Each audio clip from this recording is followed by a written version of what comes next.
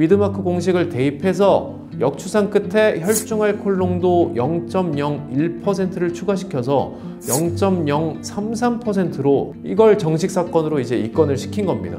이 사건 쉽지만은 않은 사건이었는데요.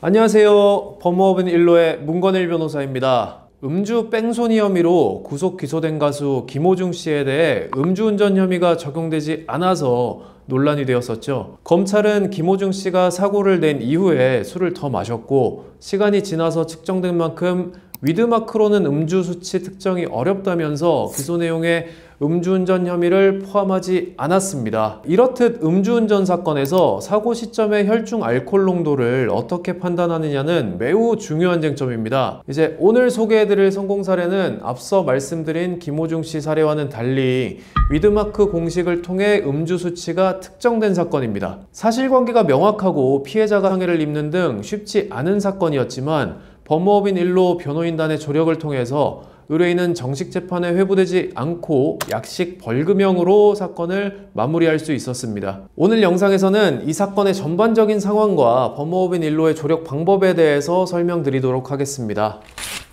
의뢰인은 작은 카페를 운영하면서 생계를 이어나가고 있던 자영업자였습니다. 사건 당일 의뢰인은 친구를 만나서 카페 운영에 대한 고충을 털어놓으면서 술을 이제 한 잔, 두 잔 기울이게 되었습니다. 술자리가 끝난 이후에 의뢰인은 택시를 타고 집으로 귀가했지만 카페 운영으로 인한 고민이 컸던 의뢰인은 조금 답답한 마음을 이기지 못하고 다시 집을 나섰는데요. 이제 근처 공원으로 가서 머리를 식히고 싶었던 의뢰인이 운전대를 잡았는데요. 의뢰인은 당시 이성적인 판단이 불가능한 상황이기도 했고 또 술을 마신 지 시간이 조금 지나서 이 정도면 술이 좀 깼겠지? 라는 생각으로 이제 운전대를 잡았다고 합니다. 그런데 이제 술 기운이 남아있던 의뢰인이 신호를 제대로 인지하지 못했고 신호 대기 중인 피해자 차량을 이제 뒤에서 꽝 박은 거죠. 그리고 인적 피해도 같이 이야기가 됐습니다. 해당 사고로 피해자는 상해를 입었었고요. 교통사고 발생 직후에 경찰이 출동을 해서 총 3번의 음주 측정을 진행했는데요. 의뢰인의 사고 발생 당시 처음 혈중 알코올 농도는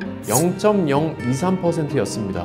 그래서 음주운전에 해당하지 않는다라고 생각을 했었어요. 그런데 경찰관이 술 냄새가 짙게 나는 의뢰인에게 재차 음주 측정을 요구를 하였고요. 결국 경찰관은 사고 발생 직후부터 음주 측정 시간까지 알코올 수치 상승기인 90분이 경과한 점을 확인을 했고 위드마크 공식을 대입해서 역추산 끝에 혈중 알코올 농도 0.01%를 추가시켜서 0.033%로 이걸 정식 사건으로 이제 입건을 시킨 겁니다. 이에 의뢰인은 교통사고 처리 특례법 위반 치상, 도로교통법 위반 음주운전으로 송치가 되었고요.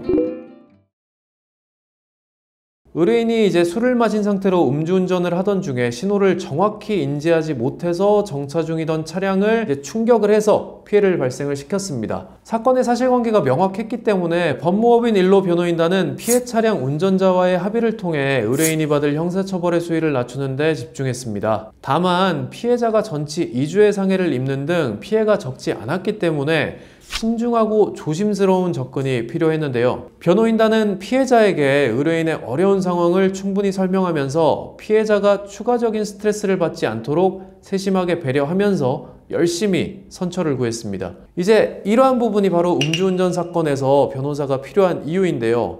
가해자가 이제 직접 피해자랑 합의를 시도할 경우에는 자칫 이제 부적절한 언행이나 감정적인 접근으로 인해서 피해자의 반감을 살 수 있습니다. 이 때문에 합의가 원만히 이루어지지 않을 뿐만 아니라 사건 해결에도 악영향을 미칠 가능성이 굉장히 커집니다.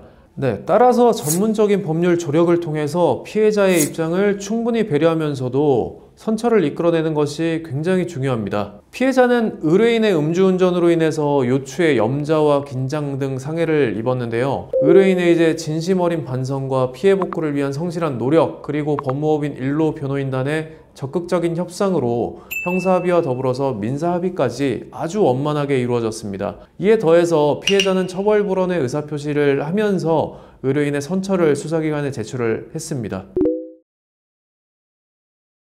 법무법인 일로 변호인단은 검찰 단계에서 피해자와의 합의를 이끌어내고 피해자가 처벌 불원서를 제출했다는 점, 의뢰인의 음주운전이 초범이며 재범 방지를 위해서 성실하게 노력하고 있다는 점, 그리고 사고 당시 혈중 알코올 농도 수치가 법적 기준을 크게 초과하지 않았던 점 등을 근거로 의뢰인의 선처를 적극적으로 주장했습니다. 이 사건 쉽지만은 않은 사건이었는데요. 그래도 결국 저희의 주장이 잘 받아들여져서 의뢰인이 정식 재판에 회부되지 않고 이제 약식 벌금형으로 사건을 마무리할 수 있었습니다. 네, 오늘은 법무법인 1로에서 다루었던 음주운전 성공 사례에 대해서 설명드렸습니다. 음주운전 사건에서는 신속하고 정확한 대응이 무엇보다 중요합니다.